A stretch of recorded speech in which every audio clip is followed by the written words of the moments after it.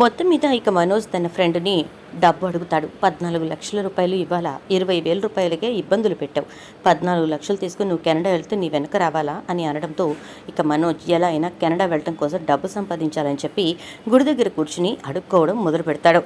మిగతా అడుక్కునే వాళ్ళకంటే కూడా చాలా తెలివిగా, అది కూడా ఇంకా చెప్పాలంటే అట్రాక్టివ్గా అడుక్కోవడం మొదలు పెడతాడు.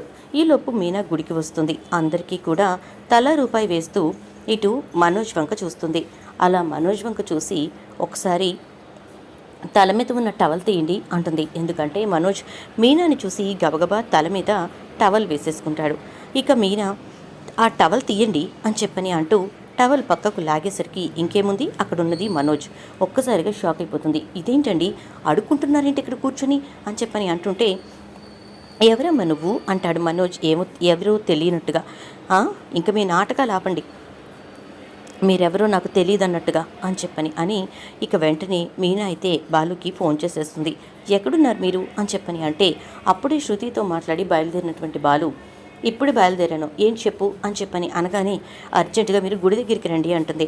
గుడి దగ్గరకా? దేనికి అంటే ఇది ఎందుకా, మీ అన్నయ్య గారు చేసే ఘనకార్యం చూడడానికి. ఆయన గారు ఏం చేస్తున్నారో తెలుసా, గుడి మెట్ల మీద కూర్చుని అడుక్కుంటున్నారు అంటుంది. ఏం మాట్లాడుతున్నావు మీనా అంటాడు బాలు. అవునండి, గుడి మెట్ల మీద కూర్చుని అమ్మ ధర్మం అయ్యా ధర్మం అంటూ బాబు రూపాయి వేయండి అని చెప్పని అడుక్కుంటున్నారండి అని చెప్పని అనగానే ఒక్కసారిగా షాక్ అయిపోతాడు బాలు. అయితే ఇక గబగబా అక్కడికి వస్తాడు. అలా వచ్చిన తర్వాత మనోజ్ పారిపోతూ ఉండడం చూసి గబగబా వెళ్ళి పట్టుకుంటాడు. ఇంకా అలా పట్టుకునేసరికి మనోజ్ బాలుని చూసి షాక్ అయిపోతాడు.